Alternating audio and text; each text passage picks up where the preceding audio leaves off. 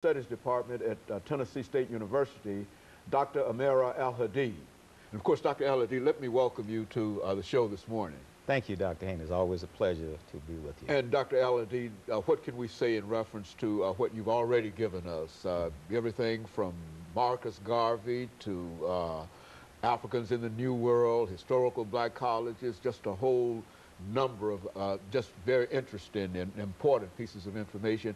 And we know that what you will give us today in reference to Malcolm X will equal any of that you've already given us. And so let's start off by perhaps having you to talk about your background, your education, and some of the things that you've been involved in for those few members of our audience who might not have had an opportunity to see any of the 12 or 13 different shows that you've given us. So let's start off, and then we'll talk about Malcolm X. Well, first of all, I was born in Montgomery, Alabama. I went to George Washington High School and Alabama State University, where I received a bachelor's of sociology, and also had a strong emphasis in psychology.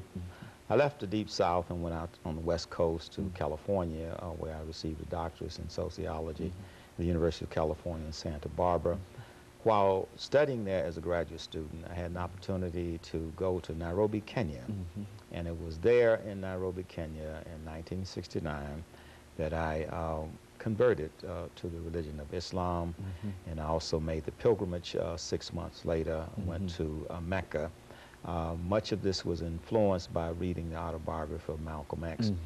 So after I got my worldview and my formal education together, I then started looking for a job. Okay. And then, of course, I interviewed at Tennessee State University, Fisk, Meharry, and a few other places, and I settled on Tennessee State University.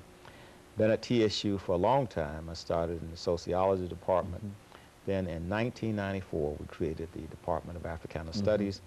And since 1994, I have served for the last 13 years as chair of the Department of Africana Studies, Tennessee State University. Very good. You know, Dr. Al-Hadid, when we talk about Malcolm X, I think that many people, and especially younger people, might not understand exactly who this individual was. And what we'd like to do today is for you to not only talk about Malcolm X, but to give us a little background information in reference to